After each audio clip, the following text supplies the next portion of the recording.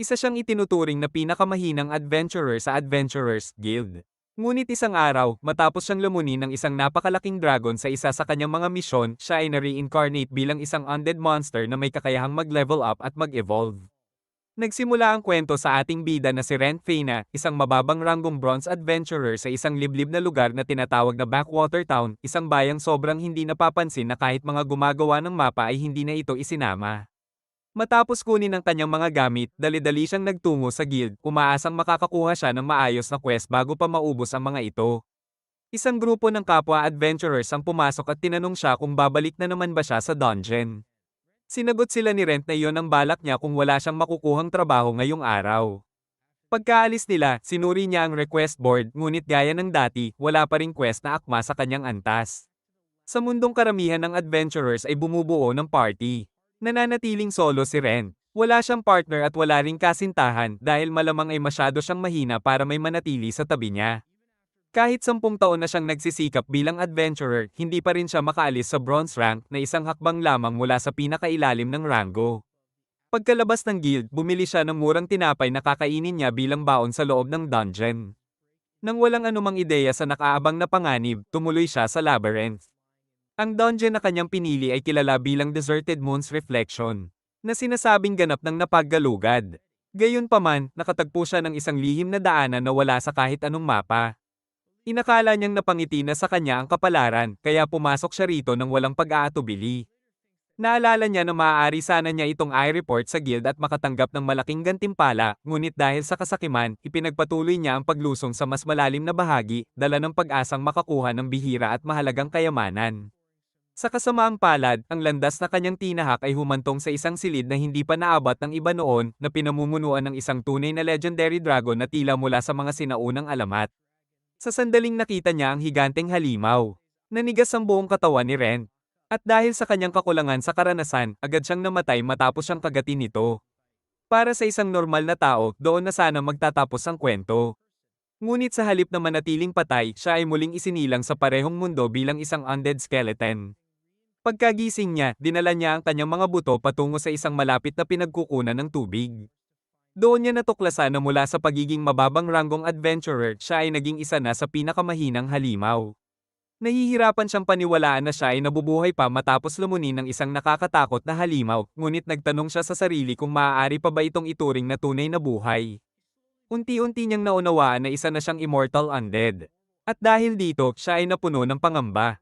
Sapagkat sa oras na makita siya ng isang pari, maaari siyang burahin sa isang iglap sa pamamagitan ng isang holy purification spell. Ang kanyang pagiging umiiral sa ganitong anyo ay isa ng paglabag sa mga batas ng kalikasan. Agad niyang tinalikuran ang ideya na bumalik pa sa guild dahil kung makikita siya sa kalagayan niya ngayon, tiyak na idideklarang abomination at papatayin siya sa mismong lugar. Ang mas gumugulo sa isip niya ay ang katotohanang patay na siya, pero hindi talaga patay. Matapos niyang pakalmayan ng sarili, dinampot niya ang kanyang espada at pilit na tumayo. Sa kabutihang palad, wala na ang dragon na gumawa nito sa kanya, kaya nakatakas siya sa sinumpang bahagi ng dungeon. Habang naglalakad, napaisip siya kung gaano talaga kamisteryoso ang mga dungeon, lalo na't wala pang sino mang mananaliksik ang tunay na nakapagpaliwanag kung saan nagmula ang mga ito. Naisip din niya kung may mga solo adventurer na ba na nakalinis ng isang dungeon ng mag-isa. Ngunit nang maisip niyang gusto niyang makipag-usap sa iba, bigla siyang napatigil dahil wala na pala siyang vocal cords at ibibigman para magsalita. Sa sandaling iyon, may lumitaw na isang nanginginig na skeleton na kalaban sa harap niya at agad sumugod si Rent gamit ang kanyang espada. Pero nang itinaas niya ito para maging maingat, nadapa siya at bumagsak ng diretso sa kanyang likuran. Nakita ng skeleton ang pagkakataon at sumugod, ngunit ito man ay nadapa rin at nagkalasog-lasog ang mga buto ng paa nito sa iba't ibang direksyon. Sinubukan nitong buuin muli ang sarili nito. Ngunit bago pa ito magtagumpay, mabilis na nakaisip si Rent at sinubukang gamitin ang kanyang spirit energy. Sa kabutihang palad, gumana ito at nadodge niya ang mga buto ng kalaban. Habang gumuho at nagsimulang magdingning ang mga buto ng natalong skeleton, nagsimulang magpanik si Rent, iniisip na baka muli itong mabuhay, ngunit sa halip ay isang alon ng spiritual energy ang pumasok sa kanyang katawan at agad siyang lubusang gumaling. Naalala niya ang minsang ibinahagi sa kanya ng kaibigang scholar na si Lorraine tungkol sa isang kakaibang kaalaman hinggil sa isang supernatural na fenomeno na matatagpuan sa ilan sa pinakapambihira at kababalaghan ng mga halimaw, ang tinatawag na existential evolution. Kung saan sa halip na manatiling tumpok ng mga buto magpakailanman, ang isang skeleton ay maaaring mag-evolve at maging isang nilalang tulad ng ghoul. Naging inspirasyon nito sa kanya at itinakda niya sa sarili niyang layunin na mag-evolve patungo sa ganoong anyo. Inisip niya na kung kaya niyang magpatubo ng laman, baka magawa niyang magsuot ng damit at makihalo muli sa mga tao sa bayan. Paulit-ulit niyang tinalo ang mga skeleton at sa bawat panalo ay gumagaling siya dahil sa misteryosong liwanag na nakita niya kanina. Kalaunan, hinarap niya ang isang slime monster. At bagamat karaniwan itong itinuturing na mahina, sa kanyang kasalukuyang kalagayang buto lamang, naging mahirap itong kalaban. Dumura ng acidic liquid ang slime papunta sa kanya, ngunit nakaiwas si Ren sa tamang oras at saka bumawi sa pamamagitan ng isang buong lakas na atake hanggang mapabagsak ang nilalang. Matapos nitong matalo, kinuha niya ang magic crystal nito at nagsimulang mangolekta ng slime fluid nito dahil kapag namatay ang slime, nagiging ligtas na hawakan ng asido nito at madalas ginagamit na sangkap sa paggawa ng mga kosmetiko. Samantala, sa loob ng guild, may isang lalaki ang lumapit sa babaeng nasa counter at nagkwento tungkol sa isang baguhang babaeng kakasali palang kamakailan. Sumagot ang receptionist na balak sana niyang ipares ang dalaga kay Ren, ngunit ibinahagi rin niya ang kanyang pag-aalala dahil hanggang ngayon ay hindi pa ito bumabalik. Idinagdag pa niya na pakiramdam niya ay may kakaiba na talagang nangyayari. Bumalik tayo sa dungeon kung saan huminto muna ang ating bida upang makahinga. Hawak niya ang isang tinapay habang iniisip kung paano nga ba makakakain ng isang skeleton ng ganito. Habang mas pinag-iisipan niya ito, lalo niyang napagtanto na hindi siya nakakaramdam ng gutom o antok. Ngunit ang talagang bumabagabag sa kanya ay ang katotohanang hindi pa rin siya sumasailalim sa kahit anong ghoul evolution. Sinubukan niyang gamitin ang kanyang spiritual magic at fire magic at pareho itong gumana ng maayos. Ang mas ikinagulat pa niya ay nagagamit pa rin niya ang divinity sa kabila ng pagiging undead niya.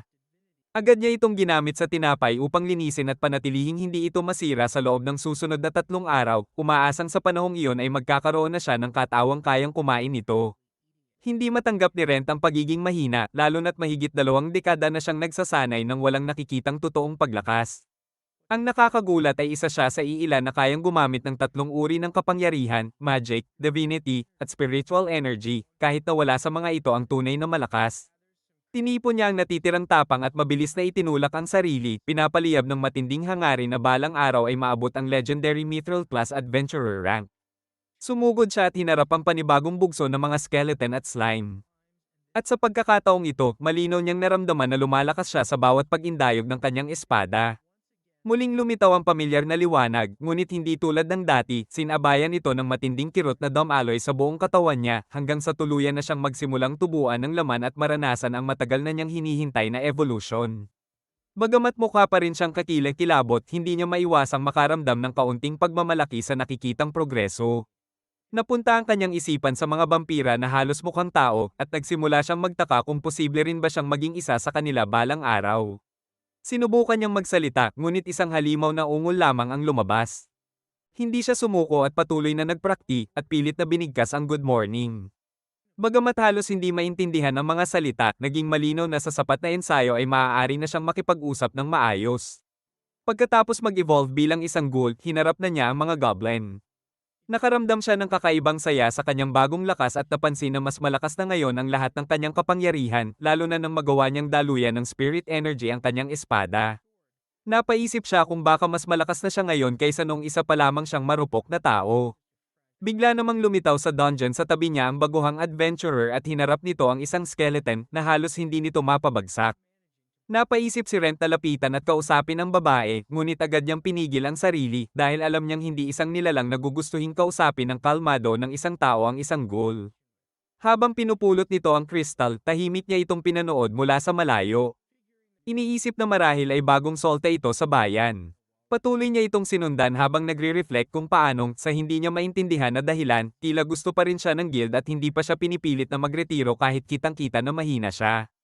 Sinundan niya ang dalaga habang mas lumalalim ito sa dungeon hanggang sa maipit ito sa pader ng isang mangmang na skeleton. Lalong lumala ang sitwasyon nang makapitan ng halimaw ang kanyang espada. Bago pa ito makagawa ng panibagong galaw, biglang sumugod si Rent at pinabagsak ang skeleton na nag-iwan sa dalaga na lubos na nalito kung bakit may ghoul na biglang sumulpot para tulungan siya. Sinubukan ni Rent na kumbinsihin siya na wala siyang masamang balak at nang itinaas niya ang espada bilang depensa, itinapon ni Rent ang sarili niyang sandata para makuha ang tiwala niya. Sinabi niya na isa rin siyang adventurer at noong mga nakaraang araw lamang ay makikita pa siyang isang normal na tao.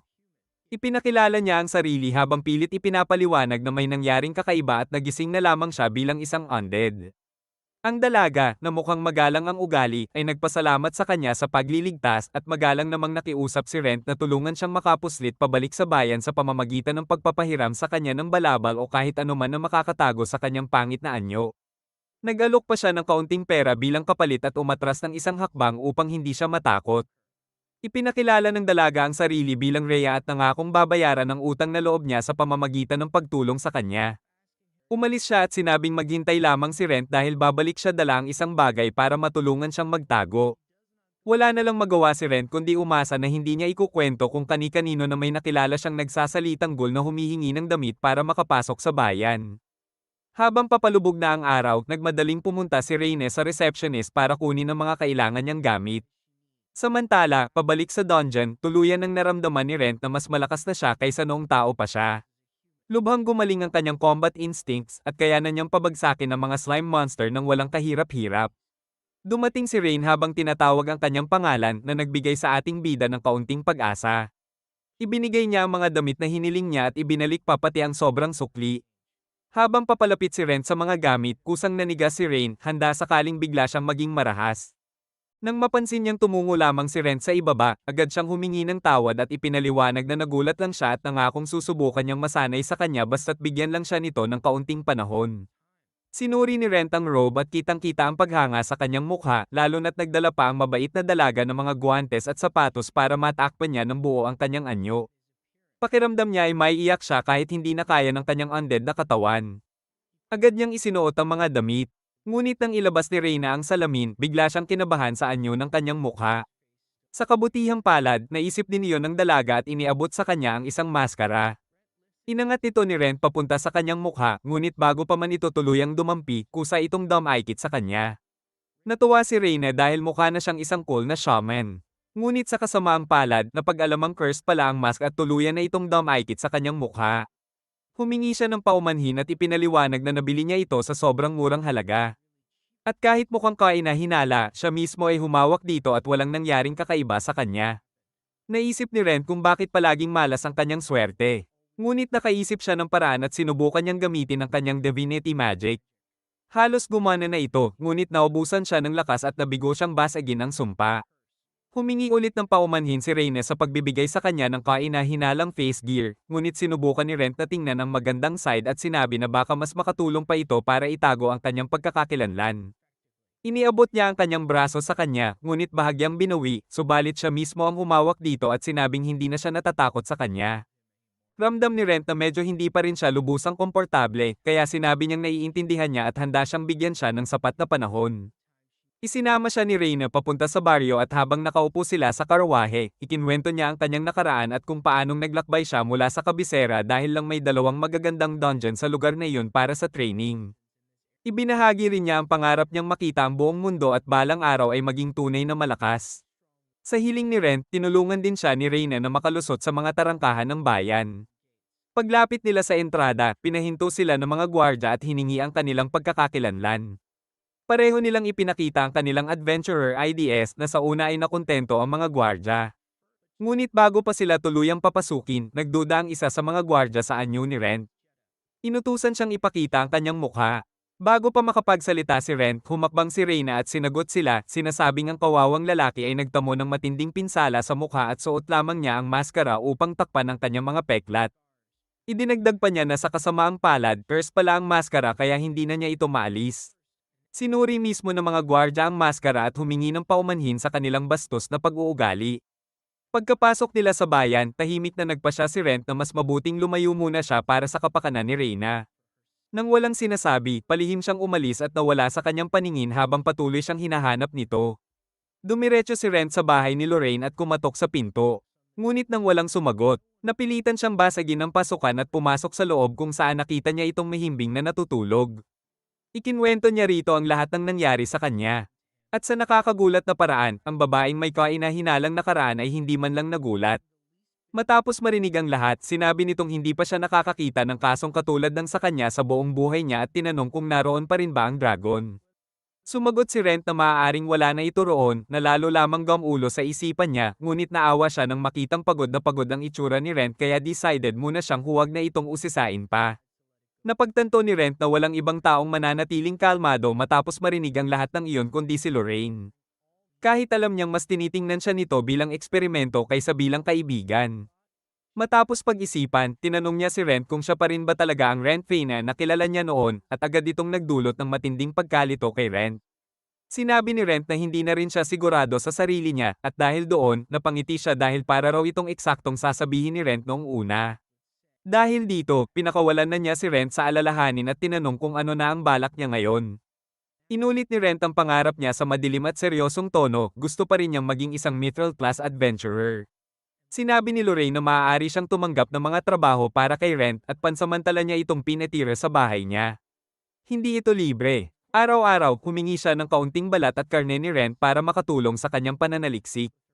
Kinabukasan, bumalik si Lorraine dala ang makapal na pera mula sa mga nakuha nilang lot at sinabi niyang siya na mismo ang magbabayad sa kanya dahil ang mataas na kalidad na materyales ni Rent ay nagiging mga dekalidad na produktong pampaganda.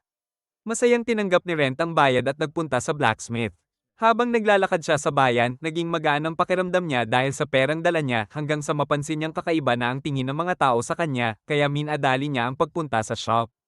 Pagpasok niya, binati pa rin siya ng babaeng nasa counter sa kabila ng kakaibang anyo niya. Inabot niya ang kanyang espada na halatang sira na at hindi na maaaring ayusin, kahit pa inalagaan niya ito ng mabuti. Hinulaan ng babae na baka nasira ito dahil sa paggamit niya ng mahika o espiritual na enerhiya. Ngunit biglang lumakas ang aura ni Rent habang sinasabi niya na ginagamit niya ang dalawa, pati na rin ang banal na kapangyarihan. Nagulat ang babae at sinabi na pangalawang customer pa lang daw siya na nakilala niyang taglay ang lahat ng tatlong uri ng kapangyarihan. Pinanggakwan siya ni Rent na itatago ang kanyang lakas at sinabi ng babae na ang pangunahing tuntunin nila ay confidentiality. Ibinaba ni Rent ang bag ng pera sa mesa at sinabi sa kanya na gumawa ng isang napakalakas na sandata. Sumagot ang blacksmith na seryoso ang ganitong klase ng trabaho at tatawag siya ng maraming beses upang matiyak na perpekto ang gagawin niyang kagamitan para kay Rent. Bago umalis, sinabi ni Rent na ihatid ito sa bahay ng scholar na si Lorraine. Samantala, nagbabasa si Lorraine ng mga libro at natuklasan niyang wala pang adventurer sa kasaysayan na muling nabuhay habang pinananatili ang kanyang dating pagkatao. Kahit mahirap paniwalaan, ramdam pa rin niyang siya pa rin ang Rent na nakilala at pinagkatiwalaan niya. Naalala niya ang nakaraan. Isang lalaki ang nag-anyaya sa kanya na maging bodyguard at tagabuhat at sinabi nitong hindi na siya kailangang bayaran dahil isa lamang siyang malungkot na Iron Rank rookie. Sa kagubatan, wala siyang ideya kung aling mga halamang gamot ang dapat kunin. Naalala niya na noon ay pakiramdam niya ay walang kulay at walang direksyon ang kanyang buhay, madali ang lahat, ngunit walang saysay. Kaya minsan, lumabas lang siya sa gubat dahil sa matinding pagkabagot.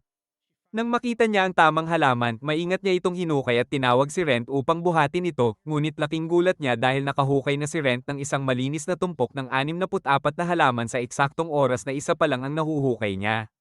Tinanong siya ni Rent kung ito ba ang unang beses niyang humawak ng damo. At lalo siyang napahiya nang aminin nitong ipinadala siya ng lahat doon dahil nag-aalala sila sa kanya. Sinimula ni Rent magkwento tungkol sa kung gaano niya pinag-aralan ang mga halaman at halimaw para maabot ang kanyang pangarap at lubos itong tumimo sa puso niya. Pagkatapos, nagpakilala sila sa isa't isa. At doon sinabi ni Lorraine, turuan mo ako ng lahat ng alam mo tungkol sa pagiging isang adventurer. At doon nagsimula ang lahat. Naisip Lauren na sobrang ganda siguro kung makita niyang maabot niya ang pinapangarap niyang ranggo habang kasama siya. Pero kontento pa rin siya kahit medyo nagbago na ang mga bagay. Bumalik sa pandayan, sinabi ng albino na hippie ang buhok na alagaan niyang mabuti ang sandata at inabutan siya ng kamay para makipagkamay. Sandaling natigilan si Rent pero tinanggap niya ito. Matapos suriin ang bago niyang espada, mabilis siyang umalis na ikinalungkot ng babae dahil alam niyang itinatago niya ang sakit ng kanyang sumpa. Sa bahay ni Lorraine, pinasalamatan siya nito sa masarap na pagkain at nalaman niyang hindi na siya nakararamdam ng gutom. Binanggit niya ang nabasa niya tungkol sa ebolusyon niya at tinanong kung ano ang gusto niyang maging. Sinabi ni Rent na gusto lang niyang maging mas malapit sa pagiging tao hanggat maaari, kaya magpapakahirap siya sa dungeon ng matagal. Kinabukasan, may isang lalaking parang cowboy na nadurog ng isang higanteng slime hanggang sa maging masa ito sa isang iglap dahil kay Rent. Sinubukan ng lalaki na pasalamatan siya sa pagliligtas ng buhay niya, pero nagpatuloy lang si Rent sa paglalakad dahil inakala niyang isa itong manlolokong nagpapanggap na mahina. Pinigilan siya ng lalaki at humingi ng trabaho dahil wala na siyang pera at mas mahina pa siya kaysa sa sarili niyang nanay. Nang malaman niyang veteranong adventurer si Ren, inamin niyang isa talaga siyang chef na lubog sa utang at naipit sa dungeon mag-isa dahil walang party na gustong isama ang isang matandang katulad niya. Nagpatuloy pa rin si Ren sa paglalakad hanggang may pumasok sa isip niya at sinabi niyang sumama ang lalaki sa kanya. Matapos ang ilang oras, nakarating sila sa isang lihim na daanan at nabigla ang chef sa nakita sa loob. Habang iniikot nila ang lugar, nadismaya si Ren dahil wala siyang makitang magic items, pero tinawag siya ng lalaki upang ipakita ang isa pang nakatagong daan at nagsimulang maging sikim. Gayunpaman, sinabi ni Ren na pwede niyang kunin ang gantimpala sa pagkakatuklas nito, pero kailangan niyang manatili sa likod hanggang makarating sila sa isang bakanteng silid. Binalaan ni Ren ang lalaki na tumigil dahil may nakita siyang bitag, pero nagpatuloy ang lalaki nang walang kaalam-alam. Nang marealize ng bayani na hindi kayang makita ng mga normal na tao ang bitag, napanood niyang tumapak ang cowboy sa bitag at biglang nawala. Alam niyang ang mga teleport trap ay kadalasang naghahagis ng mga adventurer sa mas malalim na palapag na puno ng mga halimaw o bitag. Pero ang iwanan siya roon ay magpapantay sa kanya sa isang halimaw. Kaya tumalon siya at napunta sa isang silid na parang boss room kung saan nakita niya ang chef na bumulagta matapos durugin ng isang dambuhalang balangkas na hindi siya papayagang makaalis hanggat hindi niya ito napapatay. Pinaganya niya ang lakas niya at pinalipad ang isang malakas na atake ng spirit energy na walang epekto. Sinubukan niya ang mahika ngunit hindi rin ito nakagasgas.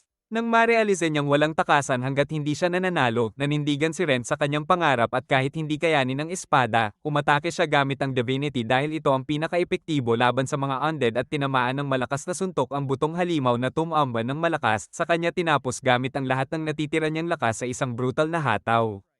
Pagkatapos nito, ginamaw niya ang matandang lalaki na napansin ang ganap na pagkawasak ng balangkas at nagulat nang ilabas ni Ren ang isang napakalaking magic crystal at inialok ito upang mabayaran ang utang ng lalaki. Natural na may kapalit. Kahit nagtataka ang chef kung paano pa siya makakatulong sa isang napakalakas na adventurer na tulad ni Ren, inihayag ni Ren ang kanyang kalagayan at ipinaliwanag na kailangan lang niya ng taong bibili ng mga gamit niya sa mga tindahan at sa guild. At gusto rin niyang makakain at makainom doon ng libre tuwing siya ay pupunta na siyang nagpaiyak sa lalaki. Nang maituro niya ang hindi nakikitang magic circle, nagpa siya si Ren na bumalik na rin kahit may bahagi sa kanya na gusto pang mag-explore. Pagbalik sa bayan, ipinakita ng matandang lalaki ang kanyang tavern nang biglang lumabas ang kanyang cute na asawa at mahigpit siyang niyakap hanggang halos mawalan siya ng hininga. Nahiya ito sa sobrang lamang niya sa harap ng isang estranghero. At inilabas ng matanda ang malaking magic stone na ibinigay ng tagapagligtas niya na ikinabahala ng babae dahil inakala niyang muli na naman siyang mauuto. Pinatahimik siya ng matanda at ipinaliwanag na kapalit lang iyon ng libreng pagkain, kaya nagyakapan silang dalawa sa isang eksenang puno ng init at lamang. Matapos sabihin ni na matandang Lores at ng kanyang asawa ang kanilang mga pangalan, mabilis na nagpa siya si Ren na umalis nang hindi na nagtagal pa.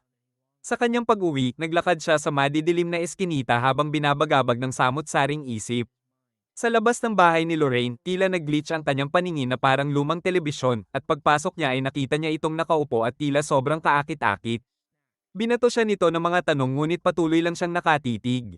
Naikinaalala nito para sa kalagayan niya.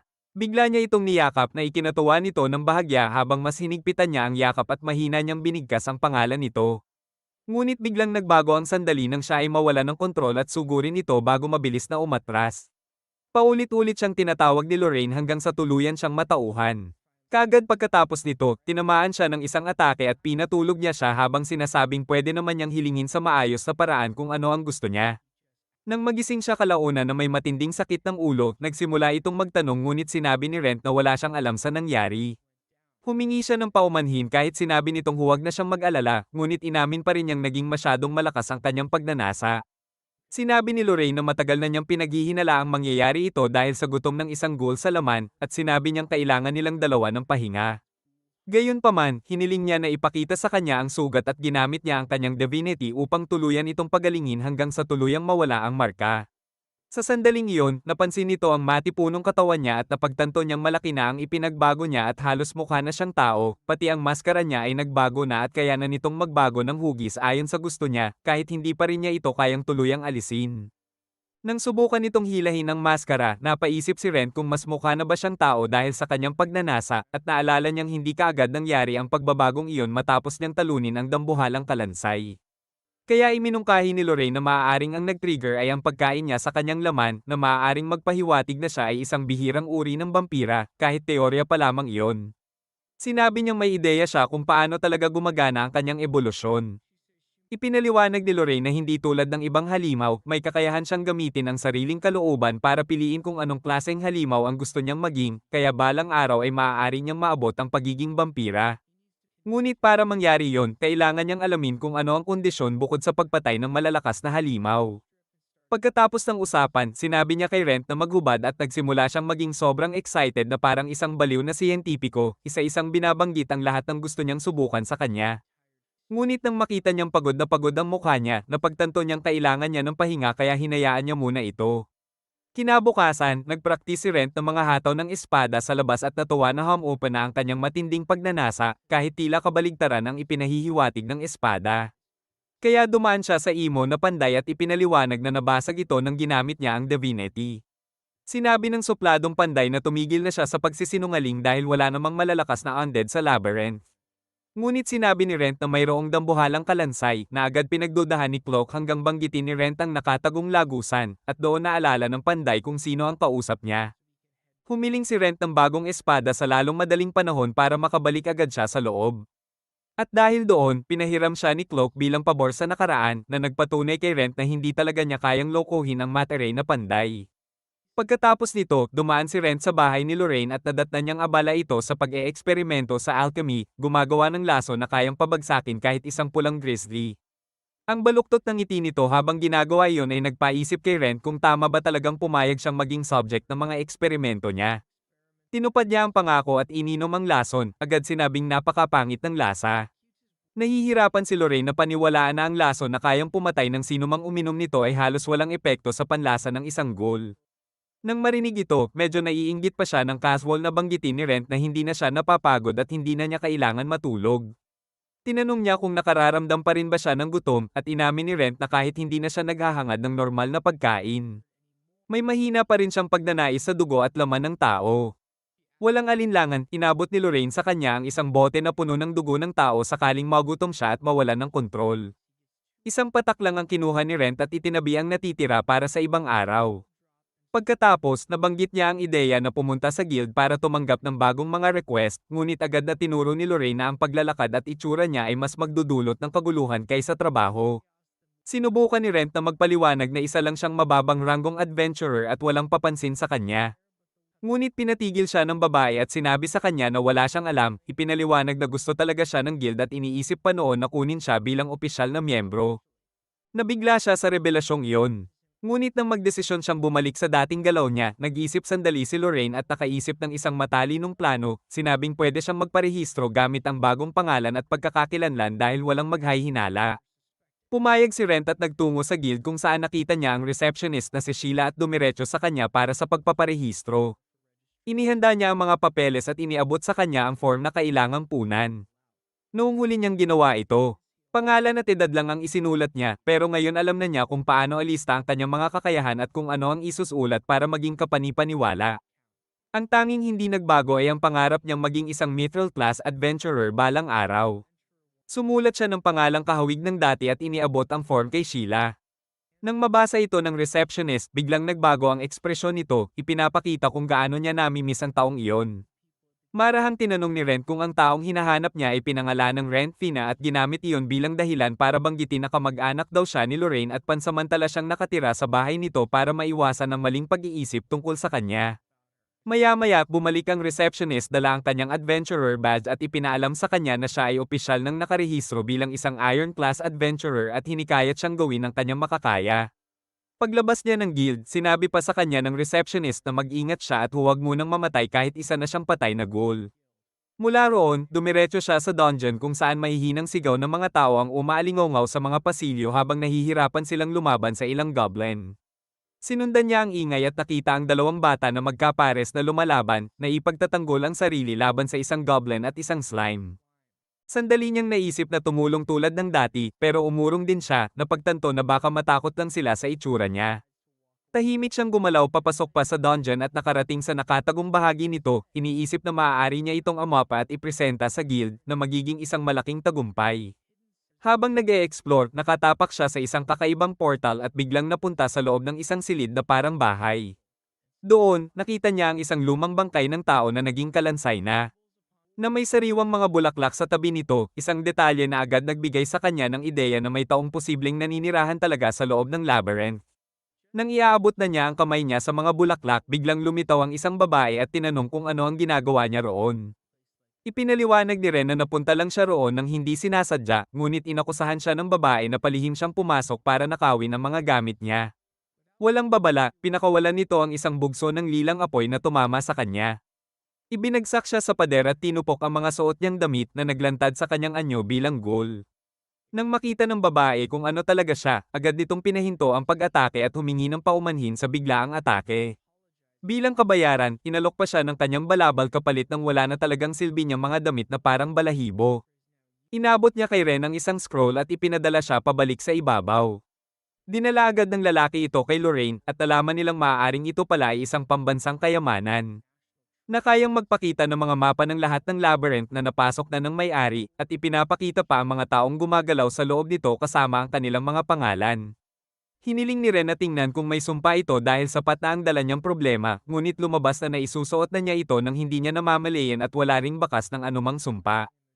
Tinanong ni Lorraine kung kilala ba niya ang babaeng umatake sa kanya, ngunit sinabi ni Ren na ang sigurado lang siya ay sobrang lakas nito at madaling makapapantay sa mga gold-class adventurer. Nagtaka si Lorraine kung bakit may ganong kalakas na tao na naninirahan sa loob ng dungeon at naisip na baka gusto lang nitong mapag-isa. Bumalik si Ren sa dungeon para silipin siya muli. Sa sandaling pumasok siya, nakaramdam siya ng pag-asa na baka hindi na ganoon kalayo ang maabot ng pagiging mithril class. Sinimulan niyang hanapin ang babae, ngunit wala siyang makitang bakas ng pasukan na patungo sa kanya, kaya naisip niyang totoong ang gusto nitong mapag-isa. Samantala, pabalik sa guild, si Sheila at ang parehong adventurer kanina ay parehong nag-aalala dahil nawawala na naman si Ren, umaasang lalabas din siya.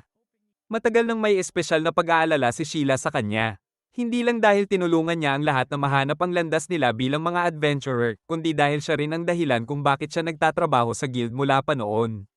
Sa sandaling iyon, pumasok si Rent Vivia at lubos siyang nagulat at tinanggap ang isang request na pumatay ng 3 orc matapos nitong tiyakin sa kanya na kaya niya ito. Sa bahay ni Lorraine, itinuro niya na malaking problema na kailangan ni Rent mag-level up para sa promotion pero hindi na siya pwedeng basta bumalik bilang Rent Fane, nang bigla siyang nagka-idea na pwede nitong gamitin ang pangalawang account niya, kahit sa tingin ni Rent ay parang labag yon sa patakaran. Gayunpaman, ipinaalala niya na ang pagsisimula muli sa pinakababa lang ang paraan para hindi siya pagdudahan ng guild at sa huli napapayag niya siya. Sa guild, sinabi niya sa receptionist na siya lang mag-isa ang tumapos sa 3 orc at inihulog niya ang magic bag na puno ng ebidensya na nagpaiwan ng babae na walang masabi. Napansin nito kung gaano kaayos ang pagkakaayos ng lahat at pinuri ang pagsisikap niya bago tuluyang pumasok sa likod ng walang sabi-sabi. Habang naiinggit ang buong kwarto, bumalik siya na may hawak na liham mula sa guildmaster na nagsasabing ang lalaking ito ay maaaring may kakayahang umabot sa bronze rank. Kinagabihan, sinabi ni Rent kay Lorraine ang balita at tila humanga ito sa bilis ng pag-angat niya, ngunit inamin niyang pakiramdam niya ay parang nandaraya siya dahil umaasa siya sa katawan niyang halimaw. Sinabihan siya nito na tigilan na ang pag-iisip ng sobra at tinanong kung anong pangalan ang ginamit niya at muntik na siyang mabilaukan nang sabihin niyang ginamit niya ang apelyido nito. Ipinaliwanag niya na kung mapansin ng iba na araw-araw siyang lumalabas, maghahihinala sila, ngunit sinabi lang niya na isa lang siyang mahirap na iniwan ng kabisera at namumuhay bilang isang bagsak na scholar na wala ng reputasyon. Kinabukasan, pumasok si Rent Vivi sa guild na parang kanya ang lugar. Nagulat ang babae sa guild na hindi man lang siya tumingin sa study guide. Sinabi niyang 6 na buwan pa ang susunod na exam at wala siyang oras para doon.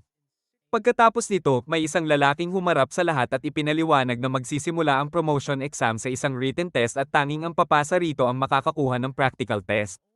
Kasama ang 2 baguhan, pumasok si Ren sa silid-aralan at napansin niya ang babaeng may lilang buhok na nakita niya noon at naisip niyang baka nilaktawan ng kapareha nito ang pagsusulit dahil hindi ito marunong magbasa at malamang ay verbal test ang kukunin nito. Matapos ang pagsusulit, halos lahat ay lumabas na parang sobrang hirap ng sinagot nila, ngunit lumapit ang babae sa guild at sinabing, nagdala si Ren. Sinabi niya na ipapartner siya sa mga baguhan para sa susunod na bahagi at sinubukan ng pulang buhok na magmukhang matapang kahit wala namang aura habang nanatiling magalang at mabait si Laura. Ibinigay ni Ren ang kanyang pangalan at pagkatapos ay sinabi ng examiner na ang kailangan lang nilang gawin ay marating ang markadong lokasyon sa mapa para makapasa sa practical. Lahat ay nakaramdam na parang napakadali nito. Pagkatapos ay sinabi ng lalaki na ang unang grupong makakarating ay magkakaroon ng bonus kaya inisip ng lahat na parang karera ito. Sa labas ng labyrinth, karamihan sa mga koponan ay nagmamadaling pumasok at sinubukan ni Rice na magyabang kung gaano siya ka-eksperyensado. Ngunit agad siyang pinatahimik ni Laura sa pagsasabing halos hindi na sila makalusot sa unang palapag. Nang magsimula na siyang mauna, pinigilan siya ni Ren. Sinabi niyang mas luma pa ang mapa ng guild kaysa sa lolo niyang retirado at kailangan nilang kumuha ng bago, saka naglakad papunta sa isang kaina-hinalang nagbebenta na sinubukang singilin sila ng 2 pilak. Ngunit sinabi ni Rent na sobra iyon at nagbayad ng 5 tanso sa halip. Hindi makapaniwala ang dalawang baguhan kung gaano kaiba ang bagong mapa at sinabi ng may matang ahas na nagbebenta na sumunod sila kay Rent kung gusto talaga nilang makarating sa finish. Sa loob ng dungeon, hinarap nila ang isang grupo ng mga kalansay. Kaya sinabi ni Ren sa mga bata na manatiling alerto at humanga siya kung gaano sila kahusay gumalaw bilang isang koponan sa murang edad nila, kahit sa huli ay napagtanto ni Rice na mas mahirap pala ang laban kaysa sa itsura nito. Sinabi ni Laura na parang masyadong marami ang mga kalaban, kaya natagpuan ni Ren ang insenso na umaakit sa kanila at sinabi na mas malaking panganib pa ang naghihintay dahil may mga tulisan na nakaabang para tambangan sila sa unahan. Habang sinusubukan nilang tanggapin na ang susunod nilang laban ay mga tao na ang kalaban, palihim siyang lumiko sa sulok at nagtagpo ang mga espada nila ng isang kalbong swordsman. Matapos magbanggaan ng mga espada, iniwan niya itong nakahandusay at lumipat upang turuan ng leksyon ang mamamana, bago hatiin ang fireball ng salamangkero na parang papel at patulugin ito sa isang suntok. Nagawa pang magapi ni Baldy si Rice pero sinalba ni Laura ang araw nang silawin niya ito at patumbahin gamit ang solidong hampas ng mga patatas na hugis katulad ng may kantab niyang ulo.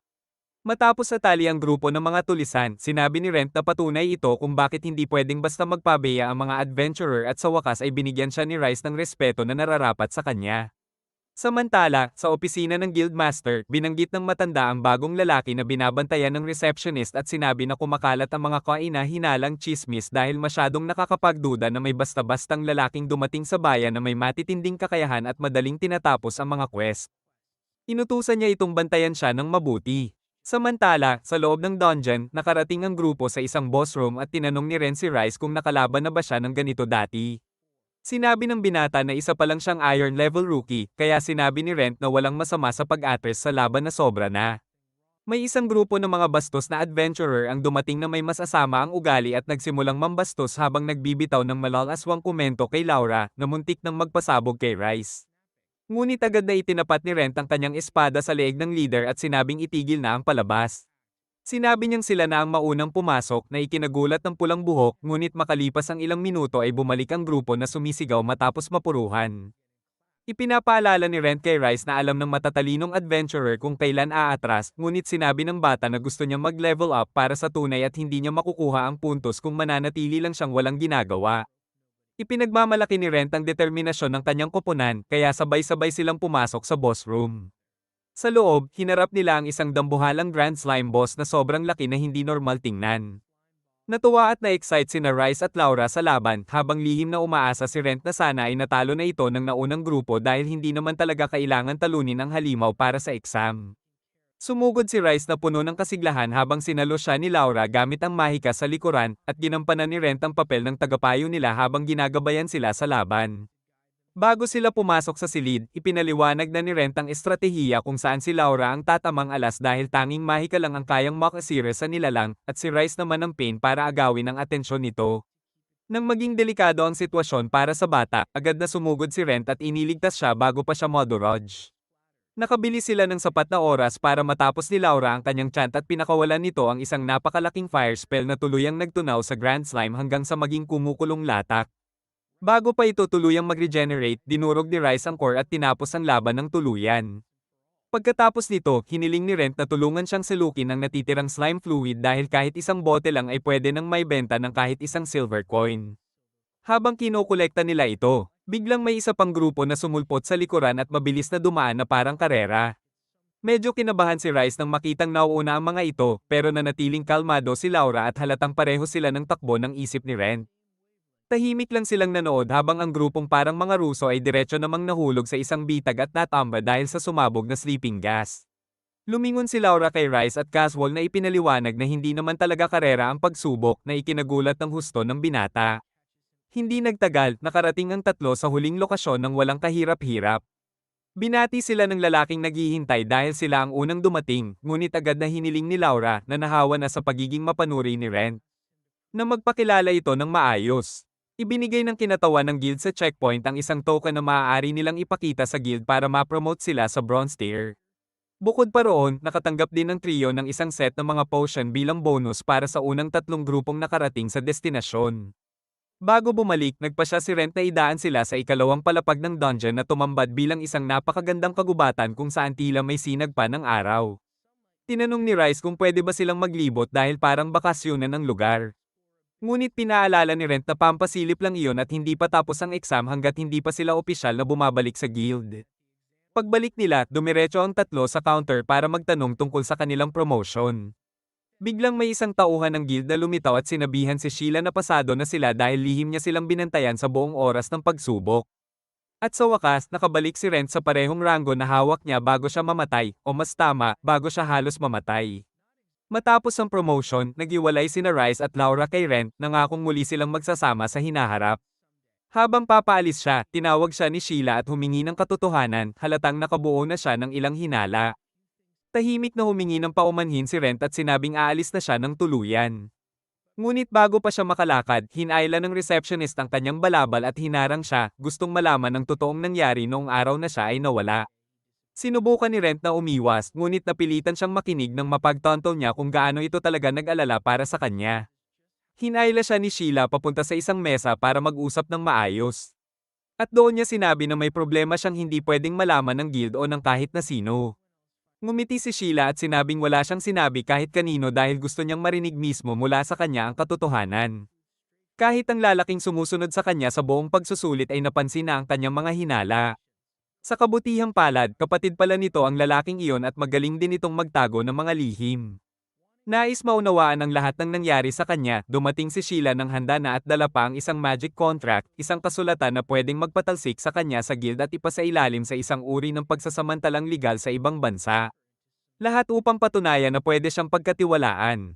Sinabi niya kay Rent na gusto niyang tumulong. Kahit medyo intense para kay Rent ang ginagawa niya, pumayag siya at pinirmahan ang kontrata.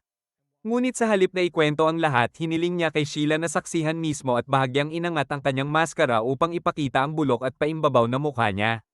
Napakaba si Sheila sandali, ngunit lumapit at humiling na marinig ang buong kwento. Simple lang ipinaliwanag ni Rent na matay siya sa loob ng dungeon dahil sa dragon at bumalik bilang isang undead. Nang mapansin niyang medyo natutulala si Sheila, tinanong niya kung gusto pa rin ba niyang tumulong. Sa puntong lalakad na siya, hinawakan siya ni Sheila at sinabi na naniniwala siya sa lahat ng sinabi niya, saka mahigpit na hinawakan ang kamay niya, nangako na sasamahan siya anuman ang mangyari. Sa bahay ni Lorraine, sumama si Sheila kay Rent at nagtagpo ang tatlo para mag-usap habang tinanong ni Lorraine si Sheila kung gaano siya kalalim nakakaalam tungkol kay Rent. Sinabi ni Sheila na ang alam niya lang ay isang uri ng halimaw siya, pero sigurado siyang hindi ito makakasakit ng sinuman. Pinalala ni Lorraine ang sitwasyon at halatang sinusubok si Sheila sa pamamagitan ng pagbabanta na kung nakarating siya sa bahay ng isang shady na akademiko kasama ang isang halimaw, dapat handa siyang maging bahagi ng kanilang stew. Ang tunay na layunin ni Lorraine ay subukin kung karapat-dapat si Sheila na panatilihin ang lihim na may halimaw sa kanilang tahanan. Nang makuha niya ang sagot, humingi siya ng paumanhin sa pagiging bastos at inalok ang kanyang hapunan bilang paghingi ng kapatawaran. Sa hapagkainan, inilabas ni Rent ang vial ng dugo at damaykit ng patak mula rito na nagpaisip kay Sheila na may koneksyon ang mga ghoul sa mga vampira. Ibinahagi naman ni Sheila ang tunay na dahilan ng pagdating niya, ipinaliwanag na may hinahanap na kidnapper dahil maraming baguhan ang nawala ng walang bakas, wala ni bangkay o gamit. Dahil dito, nagduda ang lahat kay Rent dahil pasok siya sa profile ng isang kainahinalang tao na sangkot sa magulong sitwasyon. Kinabukasan, nakipag-usap ang matandang leader ng guild sa receptionist tungkol sa pagkawala ni Rent.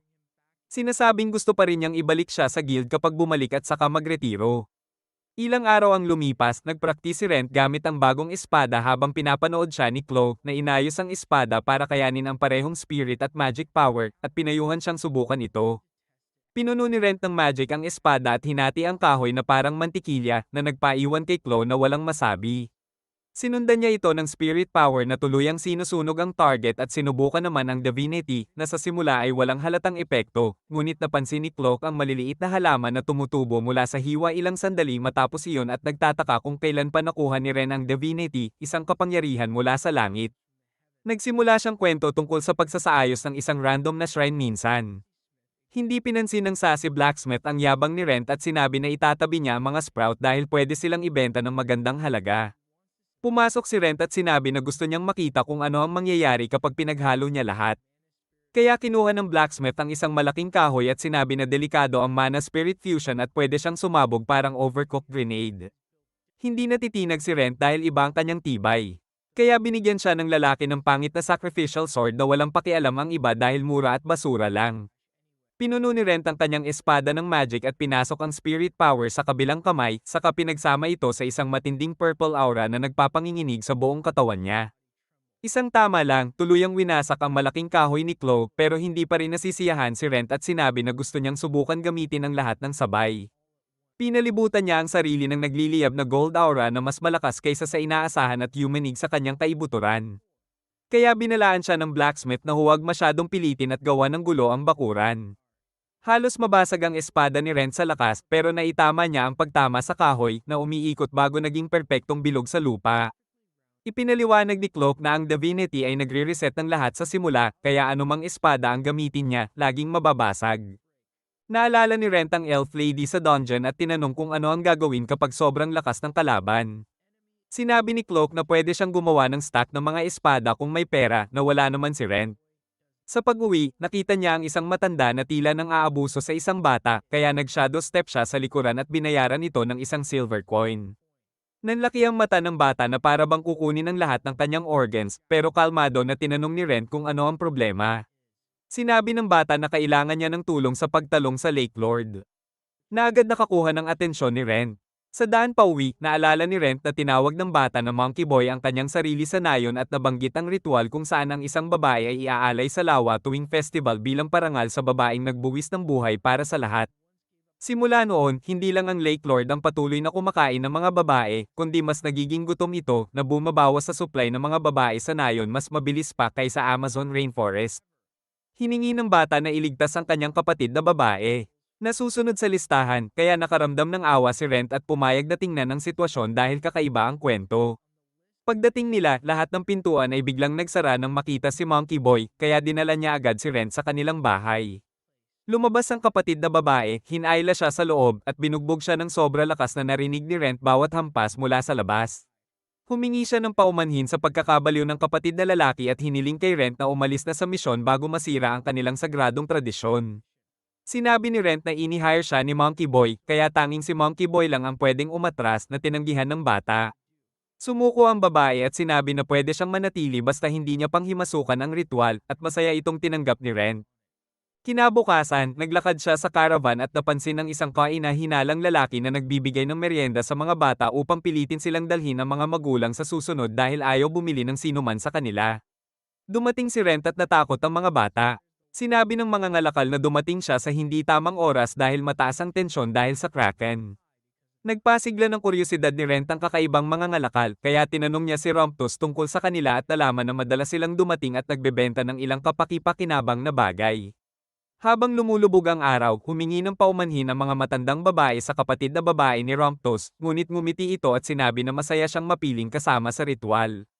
Nang mabanggit kung gaano pinilit ng kanyang kapatid na pigilan sila, napaiyak siya. Pagkatapos, bumisita si Rent at sinabi na nandyan siya para sa kanya kahit pautusan siyang huwag makialam. Pinaalala niya na ang kapatid niya ay lumalaban ng todo dahil sila lang ang natira sa isa't isa. Sa gabing iyon, humingi ng paumanhin ang mga elders at isinama siya sa kanilang pag-alis na may dalang lampara. Na hindi alam na si Rent at ang kapatid niya ay naghihintay sa unahan para sa kanilang lihim na misyon. Habang lumulutang ang mga bangka sa lawa, dumapo ang makapal na fog at biglang lumiwanag ang lampara bago magsimulang mag-flash ang pulang disco light. Mula sa wala, tumindig ang isang dambuhalang halimaw na may tentacle sa tubig, kaya nakikiusap ng awa ang kapatid ni Monkey Boy. Ngunit ipinakita ni Rent na hologram lang iyon at tumalon sa ibabaw ng tubig gamit ang magic boats na ginawa para sa kanya ni Lorraine. Dumaan siya sa peking halimaw habang tinataboy ang mga fireball na pinaputok ng mga lalaking nasa likuran nito. Sinabi ng creepy dwarf na dapat lumayo si Ren at inutusan ng kanyang crew na magbukas ng apoy, pero sumugod si Ren sa kanila at winasak ang buong grupo. Makalipas ang ilang sandali, dumating ang magkapatid at nasaksihan ang katotohanan sa kanilang sariling mga mata. Kinabukasan, nakatali ang crew habang tinatanong ni Ren tungkol sa mga nawawalang babae. Inamin ng pangit at maliit na lalaki na ligtas at hindi nasaktan ang mga ito, saka ibinigay ang lokasyon kung saan niya sila itinatago.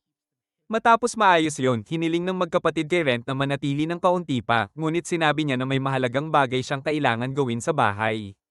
Pag-turn niya pauwi, palihim na hinilik siya ng maliit na kapatid sa kalawangin niyang pisngi bilang pasasalamat at tinanggap niya ito ng may ngiti bago sumakay sa karwahe. Sa bahay ni Lorien, ikinwento niya ang lahat sa isang masayang pagtatapos. Tumayo si Lorien sa harap niya at tinanong ang swerteng palaway kung paano niya nahulog muli ang puso ng isang dalaga. Tumanggi si Ren parang matigas na obsidian at sinabi na iyon lang ay paraan ng babae para magpasalamat at wala nang iba pa. Kinabukasan, pumunta si Ren sa guild gaya ng dati at napansin ang isang request sa board na nag-aalok ng isang bronze coin lang. Kahit parang libreng trabaho, kinausap niya si Sheila at nalaman na may ilang bata sa orphanage na kailangan ng dragon blood flower dahil ito lang ang lunas sa taong mahal nila. Bilang kanyang karaniwang sarili, agad na tinanggap ni Ren ang request. Pinaalalahanan ng sarili na ang pagiging adventurer ay hindi lang tungkol sa pera kundi pati na rin sa pagtulong sa iba. Pagdating niya sa lugar, mas lumang gusali ito kaysa sa inaasahan niya. Sinubukan niyang kumatok sa pinto ngunit nabasag ang door knocker, kaya ginamit niya ang slime upang ayusin ito agad. Lumabas ang isang babae at sinabi na wala ang headmistress at dapat siyang bumalik mamaya dahil iniisip nitong taga-utang siya. Nagulat ito sa kanyang hitsura, pero pinapasok siya nang makita niyang siya ay ang adventurer. Ipinakilala ng babae si Ren sa mga bata sa orphanage na agad tumakbo sa kanya nang malaman kung sino siya. Pinabilis ng babae na panatilihing distansya ang mga bata sa adventurer dahil pwede silang maging pasaway, nakakalimutan pansamantala na si Ren na nakatayo sa likod niya ay pasaway din sa tingin nila. Nang lumingon siya para humingi ng paumanhin, ngumiti na lang si Ren at sinabi na mabuti na nag-iingat sila. Sinabi ni Ren sa babae na pwede siyang maging komportable sa kanya at kalimutan ang lahat ng formalidad. Ipinakilala ng babae ang sarili bilang Elise at nagsimula silang mag-usap tungkol sa mga request. Humiling si Elise kay Rent na panatilihing lihim ang usapan bago niya siya dinala sa headmistress ng orphanage. Humingi ng paumanhin ng priestess at ipinaliwanag na puno ng mga halimaw ang basement ng orphanage kaya hindi niya pwedeng utusan ng mga bata na linisin ito. Wala siyang alam na binago na pala ni Elise ang request. Mabilis na hinailan ni Elise si Ren at sinabi na siya na ang magpapaliwanag. Ipinaliwanag niya na ang priestess ay may sakit na tinatawag na malakyomyela na nangyayari kapag may divinity ang isang tao pero hindi sapat kaya nag-iipon ng masamang enerhiya sa katawan. Sinabi niya na nagdala sila ng healer na kinumpirma ang diagnosis. Tungkol sa lunas, nabanggit ni Elise ang dalawang opsyon, ang dugo ng isang holy maiden o ang dragon blood flower. Hindi pa niya nasasabi sa priestess ang sariling kondisyon dahil baka hilingin nito na palitan siya ng ibang priestess. Tumayo si Ren at tiniyak kay Elise na kaya niyang ayusin yon. Ngunit bago sila pumunta para sa flower, nagpasya siyang linisin muna ang basement. Insist ni Elise na sumama siya dahil gusto niyang makita si Ren na lumaban, kaya binigyan siya nito ng maliit na blade para ipagtanggol ang sarili kung kinakailangan. Biglang lumitaw ang maliliit na rat monster na may kakaibang pangalan. Nang isa sa kanila ay sumubok kagatin si Ren, ang kontak nito sa kanyang dugo ay nagpaiyak at nagpatalsik sa kanya pabalik. Nagbago ang kulay nito. Napansin ni Ren na ito ay epekto ng kanyang vampiric trait at sinabihan ng daga na paikot-ikot na ginawa nito. Kaya nakumpirma ang hinala niya. Pagkatapos linisin ang basement, dinala ni Ren ang bagong alaga kay Lorraine, umaasang matutukoy niya ang nangyari. Nakita ni Lorraine na kakaiba ito dahil hindi niya inasahan na ang isang gulang magdudulot ng ganito. Pinayagan pa rin niya siyang panatilihin ng daga dahil isa o dalawang alaga lang ay hindi makakaperwisyo sa kanya. Nang tanungin ni Lorraine kung anong pangalan ang ibibigay ni Ren sa nilalang, agad niya itong tinawag na Shadow, pero iginiit ni Lorraine na dapat ay pinagdebate ito at iminungkahi ang pangalan na Edel. Tinanong ni Lorraine kung mag-iisa ba siya sa pagpunta, at ipinaliwanag ni Ren na kung mag-iisa siya, hindi niya kailangang mag-alala tungkol sa lason. Pinayuhan din siya ni Lorraine tungkol sa isang malaking wyvern na tinatawag na Teresk na tunay na banta at iminungkahi na baka kailangan niya ng party para talunin ito. Ngunit inilabas ni Ren ang isang bote ng holy water at sinabi na susubukan niyang gamitin ito para iwasan ng Teresk at hindi na makipaglaban. Binigyan siya ni Lorraine ng pagkain para hindi siya umalis nang walang laman ng tiyan at nagdagdag pa ng patak ng dugo sa kanyang mangkok upang pukawin ang kanyang gana. Kinabukasan, sumakay si Ren sa isang karwahe na nagdala sa kanya sa gilid ng swamp, sinasabihan siyang ipagpatuloy ang biyahe sa sariling paa habang nangakong babalik sa gabi upang sunduin siya. Sa sorpresa niya, ang nakalalaso na hangin sa swamp ay hindi nakakaapekto sa kanyang alaga na si Edel. Habang lumulubog sila sa swamp, sinalakay sila ng mga arrowbug goblins na umaatake ng sunod-sunod at hinarap ni Rent lahat ng ito. Habang si Edel ay nakamasid lang sa gilid parang isang casual spectator, nagsimulang pahalagahan ni Ren ang resistance nito sa lason at iniisip na kung hindi dahil sa kanyang hitsura, baka handa siyang manatili ng ganito magpakailanman. Bagamat nag-aalala siya kung may babaeng magpapakasal sa isang tao na may katawan tulad niya. Nakatuon pa rin si Ren sa pakikitungo sa mga halimaw. Nang lumitaw muli ang isa, siya na naman ang gumagawa ng mabibigat na gawain habang ang kanyang alaga ay nakahiga lang sa gilid, parang wala lang pakialam. Samantala, bumisita si Sheila kay Lorraine na naghanda na ng almusal para sa kanya. Ipinaliwanag ni Sheila na alam na ng guild ang nangyari sa Totsu Village at nagpapasalamat ang mga tao doon sa adventurer na tumulong sa kanila, pero kahit anong pilit, ayaw nilang ibunyag ang pangalan niya. Kaya pumunta siya dito para kausapin si Rent ng pribado, alam niyang ayaw nito pag-usapan ng nangyari sa guild. Sa swamp, abala si Rent sa pag-iwas sa malaking wyvern na humahabol sa kanya. Napunta siya sa dead end at wala siyang ibang pagpipilian kundi makipaglaban. Sinubukan niyang gamitin ang fusion skill pero halos hindi lang magasgas ang halimaw. Nang mukhang wala ng pag-asa, tumalon ng freeloading rat sa wyvern at ginamit ang kapangyarihan ni Rent para i-channel ang divinity na nagdulot ng kaunting pinsala. Dito nakuha ni Rent ang clue na kailangan niya, sa kanya pinuno ang kanyang espada ng divinity at tuluyang pinabagsak ang halimaw. Inilagay niya ang halimaw sa storage bag at nagpunta upang kolektahin ang dragon blood flowers at nakita ang isang buong parang nanatakpan ng mga ito. Nang abutin niya ang isa, lumitaw ang isang elf. Nagulat si Ren na may ibang tao sa ganitong lugar at handa ng lumaban. Habang papalapit ang estranghero at sinasabi na walang normal na tao ang makakaligtas sa Nakal-Alasong Swamp, ipinaliwanag ng lalaki na may dala siyang poison-resistant artifact at holy water, at sinabi rin na para sa flowers siya, kaya napansin ni Ren na kakaiba ang lalaking ito. Matapos makalakam ng ilang flowers, ipinaliwanag ng gwapong lalaki na kailangan niya ang mga ito para gumawa ng gamot para sa kanyang malubhang may sakit na mistress. Nais ni Ren na maging maayos ang kalusugan nito. Sinabi ng lalaki na maswerte sila na nagtagpo sila dahil matagal na siyang naghahanap ng taong kukuha ng flowers para sa kanyang mistress ng regular.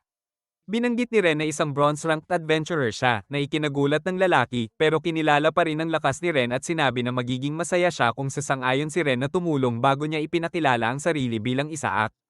Sa guild, inilapag niya ang bag sa desk ng guild lady at sinabi na hanapan siya ng butcher. Agad niyang na-realize na talagang napatumba ni Ren ang isa sa mga terrace at napatingin ng malakas, sapat para mapatingin ang lahat. Pagkatapos noon, pumunta sila sa pinakamalapit na butcher na si Dario, at ipinaalam ni Ren na oras na para gumawa ng pork chops. Habang naghahanda ang lahat, binuksan ni Ren ang magic bag at inilabas ang kanyang napakalaking karne.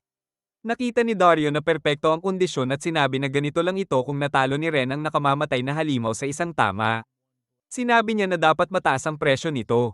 Bago umalis si Ren, ngumiti ang guild lady sa kanyang kamanghamanghang progreso at sinabi na ang lakas niya ay katumbas na ng silver rank. Kinabukasan, pumunta siya sa orphanage at aksidenteng nabasag muli ang door handle. Pero sa kabutihang palad, may dala siyang flex tape at agad itong inayos ang lumitaw ang isang pamilyar na mukha. Sa loob ng lumang bahay, parehong namangha ang babae at ang matanda sa kung gaano kaganda at kaayos ang lugar. Tinuturo ng lalaki na kahit ang mga bihasang adventurer ay walang alam sa pag-ani ng mga herbs, kaya talagang espesyal si Ren. Pagkatapos noon, pinapasalamatan niya si Ren sa tulong. Kaya ibinaba ng ating bida ang isang bag ng flowers ng libre at sinabi na gamitin nila ito ng maayos. Ang kanyang di makasariling ugali ay nag-iwan ng pagkabigla sa lahat at kumislap ang mga mata ng maliit na babae sa pag-asa. Pagkatapos, pinirmahan niya ang kontrata at sinabi na hindi niya sapat ang pasasalamat dahil wala nang ang paraan para maging tunay na adventurer ang isang katulad niya. Nais niyang makatulong kahit na parang noodle ang katawan pero ipinangako ni Ren na pupunta siya kapag kailangan niya ng tulong. Biglang lumitaw si Adele at sinabi na ang mga critters sa basement ay ayos na. Kaya naghangad ang babae na magkaroon din ng tamed monster tulad ni Ren. Natuwa siya nang sabihin nito na nag-aalok ang guild ng mga classes at maaari rin siyang turuan paminsan-minsan. Nag-alala siya na baka hindi niya kayang bayaran, pero tiniyak ni Ren na may kakilala siyang laging nakapaligid at pwedeng maglaan ng oras para turuan siya. Nagkamayan sila at saka bumalik si Ren sa bahay ni Lorraine na nagpapanggap na hindi siya na-offend nang tawagin siyang loafer ni Ren at saka binalaan siya na maging maingat sa kanyang mga pangako sa mga kababaihan. Sumagot si Ren at dahil halos wala siyang pakikisalamuha sa iba, binigyan siya ni Lorraine ng pangalawang pagkakataon para pag-isipan kung sino ang nakalimutan niya. Biglang tumayo si Lorraine sa mood swing at inilabas ang kanyang pinakamalupit na spell na pinilit ang guide na magsalita ng Shakespearean level poetry tungkol sa kung gaano siya kaganda na ikinagulat ni Lorraine kung saan niya natutunan ng pang-aakit na ganyan. Tinanong niya kung ginagawa rin ni Ren iyon sa lahat ng babae pero nagbigay si Ren ng epic comeback at sinabi na sinasabi lang niya ang naiisip kapag nakikita siya ni Lorraine. Kinabukasan, pumunta muli si Ren sa guild at tinawag siya ng guild lady para mag-usap ng pribado. Halatang nag-aalala. Tinanong niya kung alam ni Ren ang tungkol sa lore house dahil sila mismo ang humiling ng kanyang tulong para sa isang trabaho na nagpapaalala kay Ren kay Isaac. Tinanong niya kung kilala talaga ang pamilya at ipinaliwanag niya na hindi sila eksaktong nobles pero ang sekreto nilang pamilya ay may malaking impluensya sa lungsod. Inamin ni Sheila na hindi niya alam ng marami pero binalaan siya na bawat guildmaster ay pinapayuhan na maging maingat sa pakikitungo sa house lore. Kaya hindi siya dapat tumanggi. Tiniyak ni Ren na sasama siya dahil kahit na baka siya agad habulin kung malaman nilang isa siyang monster, kalmado naman si Isaac sa sitwasyon, kaya marahil siya mismo ang hiniling ni Isaac. Dahil dito, nagpunta si Ren sa Marangyang Manor sa gitna ng kagubatan. Sa gate, tinanong niya ang gwardya kung naroon si Isaac at pinayagan siyang makapasok ng walang abala. Pero binalaan siya na maging maingat dahil kahit pa iniimbitahan siya para sa trabaho. Ipinaliwanag ng gwardya na ang maze ay nilikha gamit ang isang magical artifact na patuloy na nagbabago ng mga pader na talaga namang humanga kay Ren. Idinagdag ng gwardya na isa lamang ito sa maraming ganoong artifact na naipon ng pamilya Altor at sinabing sino mang makakadaan dito ay pwede pumili ng kahit anong magic item mula sa kanilang koleksyon. At nangyari na ngayong isa sa mga araw na bukas ang maze. Pagkatapos noon, nagbigay ang gwardya ng maliit na pahiwatig na hindi makakatulong sa kanya ang araw. Kaya agad pumasok si Ren sa maze, iniisip na sana makuha niya ang isang rare magic item. Matapos makalakad ng ilang distansya, tiningnan niya ang kanyang magic map pero wala itong ipinapakita, malamang dahil ang labyrinth mismo ay nilikha gamit ang isang magical item. Nagpatuloy siya sa orchard at agad na pagtanto na tuluyan na siyang naligaw. Habang naglalakad, nakarating siya sa isang pahingahan at napansin ng isang babae na inimbitahan siyang sumama para sa tsaa, sabi nito ay magtatagal pa ang maze. Agad pumayag si Ren at tinanggap ang alok. Lumitaw na ang babae ay anak ng Lore family at gumagamit ng magical teapot para mag-brew ng tsaa nang hindi na kailangan ng dahon dahil pwede nitong gayahin ang lasa ng anumang tsaa na nabrew na nito noon. Isinapubliko niya na ang teapot na ito na natuklasan sa isang labyrinth ay naibenta ng higit sa 100 platinum. Alam ni Ren na isang platinum dito ay sapat para mamuhay sa karangyan ng isang tao habang buhay, kaya malinaw kung gaano kayaman ang pamilya. Nang tinanggal ni Ren ang bahagi ng kanyang mask para uminom ng tsaa, agad itong nakilala ng babae bilang magic item at iginiit na bibilhin ito dahil kilala ang Altor family sa pag-iipon ng mga magic items. Nang inalok niya itong bayaran ng malaking halaga, naisip ni Ren na ibenta, pero hindi niya naman ito maalis at nailigtas siya ng mask sa pamamagitan ng pagtatago ng kanyang hitsura bilang isang pangit na undead. Bago siya umalis, binigyan siya ng babae ng isa pang clue, at ito rin ay tungkol sa araw, iginiit na mas mabuti kung hindi siya direktang titingin dito. Labis itong nakakalito kay Ren, pero tumitig pa rin siya sa araw at mabilis na nagtataas ng bato, na pagtanto na may teleportation spell na gumagana rito. Na-teleport siya pabalik sa simula at sinubukang muli, paulit-ulit hanggang sa halos lumubog ang araw. Sa wakas, nakarating siya sa exit. Pagkatapos malampasan ng maze, binati siya ng parehong babae na nagpakilala bilang Laura Lore at sinabi na siya ang pinuno ng pamilya. Nang tanungin ni Ren tungkol sa reward, dinala siya ng babae sa isang lugar na puno ng kayamanan at pinili niya ang isa para sa kanyang sarili. Pinakita niya ang ilang magical items sa display at sa kanilang munting tour. Aksidenteng na-trigger ni Ren ang isang golem. Agad siyang pinagbantaan ng guard na ang mana niya ang nag-activate sa nilalang. Sinimulang habulin siya ng napakalaking nilalang na naglalabas ng mga atake na talagang nagpahirap kay Ren. Habang patuloy ang mga hampas, naalala ni Ren ang sinabi ni Lorraine tungkol sa golems, karaniwan may nakaukit na salita sa magical language sa kanilang noo, at kung mababago niya ito sa pamamagitan ng pagdagdag ng isang karakter para maging salita ng death. Agad itong mag-shutdown. Inihanda niya ang kanyang lihim na sandata, ang axe sa kanyang manggas, umaasang tama ang tama sa oras. Pero sa kabutihang palad, na-shutdown ng guard ang golem bago pa man kailangan ni Ren gumawa ng anumang matinding hakbang. Habang humihinga siya, napansin ni Rent ang isang blade at saka ang kakaibang vial na puno ng tila dugo. Ipinaliwanag ng babae ng walang kahirap-hirap na ang laman ng vial ay dugo ng vampire at kwento niya rin kay Rent ang mga sabi-sabi na ang pag-inom ng dugo ng vampire ay sinasabing magpapabago sa isang tao para maging isa rin.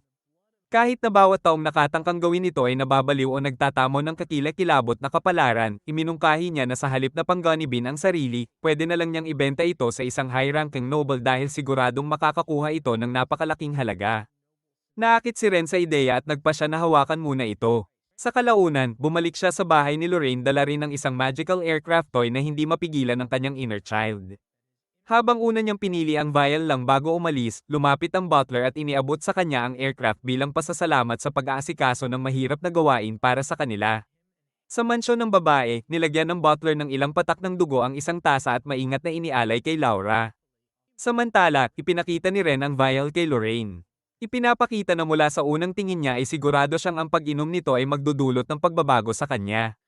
Kahit binalaan siya na maaaring hindi siya makaligtas, matatag si Ren sa desisyon niya at sinabi na gusto pa rin niyang subukan. Aminado si Laura na mas gusto niya kung hindi siya iinumin dahil tila maayos naman ang katawan niya ngayon at magiging masaya siya kung mamumuhay siya sa pakikipagsapalaran at kasama siya magpakailanman, ngunit alam niyang hindi iyon ang tunay na nais ni Ren. Umuungol si Rent at muling tumitig sa vial, sabay proud na nagsabi na pangarap niyang maging middle class simula pagkabata. Naalala iyon ni Laura sa pinag-usapan nila ni Sheila, kaya sinabi niya na huwag mag-alala, na lalo lang nagpataas ng kuryosidad ni Ren. Pinilitan niya itong ibahagi ang alam niya, at sinabi ni Laura na hindi siya kailangan sumagot kung hindi komportable, kahit na sa tingin ni Ren ay halos alam na niya ang lahat tungkol sa kanya. Sa wakas, itinatanong niya ang pinakamalaking tanong. Ano ang nagtutulak sa kanya para maabot ang middle rank? Nagulat siya at nagtaka kung hindi pa niya ito nasabi, na labis na ikinabigla ni Ren. Ngunit ipinaliwanag ni Laura na may unspoken rule tungkol sa hindi pagtatanong sa nakaraan ng adventurers, at alam niyang wala siyang madilim na backstory kaya hindi niya ito gaanong iniisip. Habang nakaupo sa sofa, inamin ni Ren na hindi niya nahanap ang tamang pagkakataon para sabihin ito at sinabi na nagsimula ito bilang paghihiganti, ngunit ngayon mas tungkol na sa pagpapalakas upang matiyak na hindi na mauulit ang trahedya.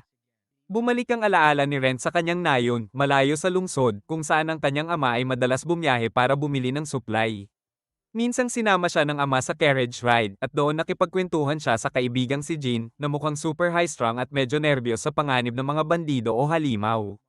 Tinawag siya ni Jean na duwag at tahimik na ibinulong na hindi siya magiging adventurer kung ganito ang kanyang pag-iisip. Habang nakatingin sa bintana, patuloy na ikinukwento ni Jean ang lahat ng wild na kwento na narinig niya. At gaya ng dati, nakamasid si Ren na parang basang kumot, kaya ngumiti si Jean at sinabing huwag mag-alala, siya ang magpoprotekta sa kanya laban sa mga demonyo. Habang iniisip ni Ren ang masasayang alaala, sinasabi niyang masaya ang lahat hanggang sa magbago ang tono niya habang ikinukwento ang paglalakbay pauwi. Inatake sila ng halimaw at nagkadurog-durog ang kanilang karawahe, nadaganan ng kanyang lola, at nakahandusay sa lupa ang kanyang mga magulang na wala ng buhay. Nakatayo si Retroon na parang estatwa habang papalapit ang mabangis na nilalang. Kaya walang pag-aalinlangan na hinayla siya ni Jimlin at tumakbo. Habang tumatakbo sila sa kagubatan, nakarating sila sa isang bukas na damuhan at inakala nilang ligtas na sila. Ngunit may gamulong na maliit na bato mula sa burol, at doon sila tinanaw ng halimaw na parang mandarayang mandaragit na naglalaro sa biktima. Pinitiklat sila ng tingin nito na para bang mga laruan lamang sila. Nang sumugod na ito para tapusin ang lahat, ang huling malinaw na alaala ni Ren ay ang ngiti ni Jinlin bago siya isang hampas na tinamba habang itinutulak siya palayo. Gumapang siya palapit sa kanya at umiiyak na nagtanong kung bakit niya ginawa iyon, at marahan siyang pinaalalahanan nito sa pangako niyang protektahan siya at pananggakwan siyang maging mas malakas. Bago muling umatake ang halimaw, lumitaw ang isang puting buhok na kabalyero at hinarang ang atake, pinilit umatras ang nilalang. Namangha si Ret habang pinapanood ang lalaki na nakipagbakbakan sa halimaw gamit ang malaking espada.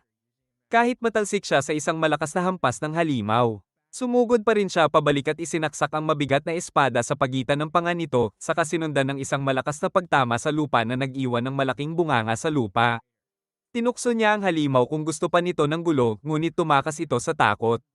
Pagkatapos noon, tiningnan ng lalaki ang mga bata at si Ren, na umiiyak pa rin, ay nagtanong kung bakit hindi siya dumating ng mas maaga. Humingi ng paumanhin ng lalaki at sinubukang aliwin siya, sinasabing wala siyang kasalanan. Ikinwento ni Rent na dinala siya ng lalaki pabalik sa kanilang nayon, at doon siya nagsimulang magsanay ng espada araw-araw. Isang araw, tinanong niya ang bayani kung paano maging adventurer, at tinanong siya ng lalaki kung bakit siya interesado. Ipinaliwanag ni Ren na pangarap iyon ng kaibigan niya, at ngayon gusto niyang tuparin iyon para sa kanya.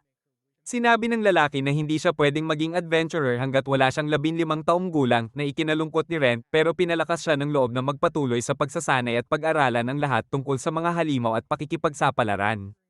Tinanong ni Ren kung gagawin siyang malakas ng lahat ng iyon, at binigyan siya ng lalaki ng diretsyong sagot na ang talino at talento ay may hangganan, kaya kailangan niyang magsikap ng husto. Doon na ipinakilala ng lalaki ang sarili bilang Wilfred Recker, isang middle rank adventurer. Tinapak niya sa ulo si Ren at sinabihan siyang habulin ang kanyang mga pangarap at manatiling buhay hanggang wala na siyang pagsisihan. Sa kasalukuyan, sinabi ni Ren na iyon ang araw na nangako siyang hahabulin ang halimaw na pumatay kina Jimlin at kanyang mga magulang, at balang araw maging isang middle rank na katulad ni Wilfred. Inamin niyang natatakot siya, pero hindi siya titigil. Alam na rin ni Lorraine na plano na niyang inumin ang laman ng vial mula pa sa simula. Nangako siyang magiging marahan sa katawan niya kung hindi siya makaligtas. Sinabi niya sa kanya na sunugin siya hanggang abo kung wala na siyang mailigtas, habang umaasa si Lorraine na hindi na umabot sa ganong punto. Sa pagkakataong iyon, unti-unting nawala ang kanyang maskara at hinigop niya ang bad boy sa isang lagok lang. Tinawag siya ni Lauren, pero ipinipilit niyang okay lang siya, kaya naisip ni Lauren na peke lang pala ang dugo. Biglang nasusuka siya at bumagsak sa kanyang tuhod, sumisigaw sa sakit. Huminga ng malalim si Lauren at isinara ang kanyang mga mata habang umuukilkal ang kanyang mga hinaing sa buong silid. Ang nakakakilabot na pakiramdam ng pagiging halimaw ay lalo pang nagpapalakas ng kanyang galit, pero tuloy pa rin ang kanyang pagbabago. Doon niya narinig ang boses ni Lorraine na nagpapaalala na may layunin siyang dapat makamit, kaya dapat bumalik siya sa kanya. Ang mga salitang iyon ang nagpapanatili ng kanyang katinoan bago tuluyang lumabo ang lahat at napalibutan siya ng puti. Pagkatapos ng ilang sandali, bumukas muli ang kanyang mga mata sa ilalim ng parehong malawak na kalangitan na nakita rin ni Kenki. May kakaibang kapanatagan sa kanya, masaya dahil sa wakas ay nakaramdam siya ng antok, isang pakiramdam na matagal na niyang hinintay. Habang inaalala ang lahat ng pinagdaanan niya, naisip niya na nakarating siya sa puntong ito dahil hindi na siya ordinaryong tao. Pagkalipas ng ilang sandali, dahan-dahan siyang muling nagising at nakita si Lurin na nakaupo sa tabi niya. Casual lang niyang nabanggit na nagbabasa siya tungkol sa mga vampira, na medyo nagulat siya, pero pinaalis siya nito sa kanyang malalim na pag-iisip nang batiin siya nito sa pagiging isa na niyang vampira. Tinanong niya kung anong klase ng vampira siya. Kaya sinabi ni Lurin kay Ren na maghubad, parang mabuting bata. Pagkatapos niyang maghubad, tiningnan ni Lurin ang kanyang may bentang katawan at napansin rin ang kanyang mga pakpak na kaya niyang paliitin kapag gusto, kaya natuwa siya na hindi siya magmumukhang cosplay sa publiko. Gayunpaman, inamin ni Lorraine na hindi pa rin siya sigurado kung anong klase ng vampira siya, pero kumpiyansa siyang espesyal ang uri niya dahil normal na vampira, walang pakpak. Tinanggal niya ang kanyang maskara at ipinakita ang matutulis niyang puting pangil. Kumpirmadong vampira nga siya, at saka ibinaba ang itaas na bahagi nito para ipakita ang nagliliwanag na pulang mata. Nang makita ni Lorraine ang kanyang pamilyar na mukha, ngumiti siya, mahinahong inilagay ang kanyang kamay sa pisngi ni Ren, at ini-welcome siya pabalik ng may init ng damdamin. At ganito nagtapos ang Season 1 ng Unwanted Undead Adventure.